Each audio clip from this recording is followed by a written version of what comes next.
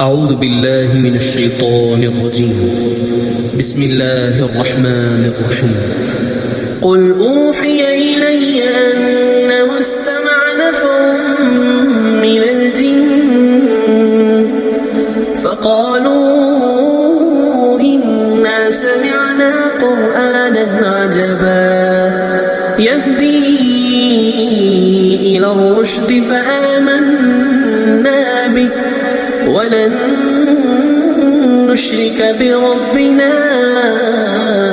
أحدا وأنه تعالى جد ربنا ما اتخذ صاحبة ولا ولدا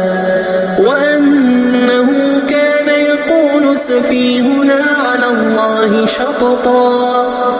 وأنا ظننا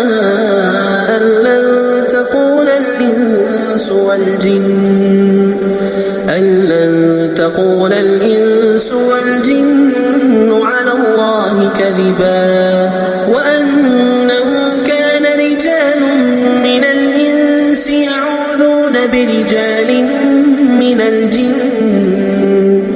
يعوذون برجال من الجن فزادوهم رهقا وأنهم ظنوا كما ظننتم أن لن يبعث الله أحدا وأنا لمسنا السماء فوجدناها ملئت حرسا شديدا وشهبا وأنا كنا نقعد منها مقاعد للسمع فمن يستمع الآن يجد له شهابا رصدا وأنا لا ندري أشر أريد بمن في الأرض أم أراد بهم ربهم رشدا وأنا منا الصالحون ومنا دون ذلك كنا طرائق قددا وأنا ظننا أن لن نعجز الله في الأرض ولن نعجزه هربا وأنا لما سمعنا الهدى آمنا به فمن يؤمن بربه فلا يخاف بخسا ولا رهقا وأنا منا المسلمون ومنا القاسطون فمن أسلم فأولئك تحروا رشدا وأما القاسطون فكانوا لجهنم حطبا وأن لو استقاموا على الطريقة لأسقيناهم ماء غدقا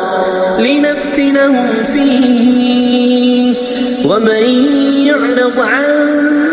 ذكر ربه يسلكه عذابا صعدا وأن المساجد لله فلا تدعوا مع الله أحدا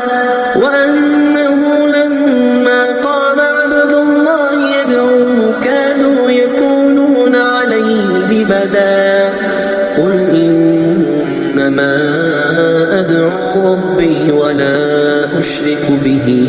أحدا قل إني لا أملك لكم ضرا ولا رشدا قل إني لن يجيرني من الله أحد ولن أجد من دونه ملتحدا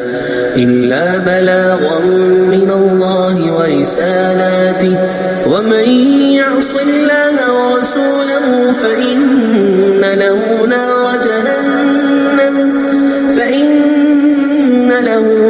جهنم خالدين فيها أبدا حتى إذا رأوا ما يوعدون فسيعلمون من أضعف أضعف ناصرا وأقل عددا قل إن أدري أقريب ما توعدون أم يجعل له ربي أمدا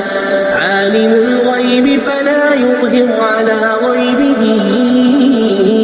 أحدا إلا من ارتضى من رسول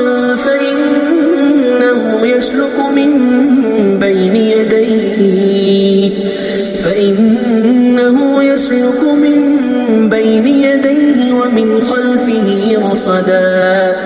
ليعلم أن قد أبلغوا رسالات ربهم وأحاط بما لديهم وأحصى كل شيء عددا.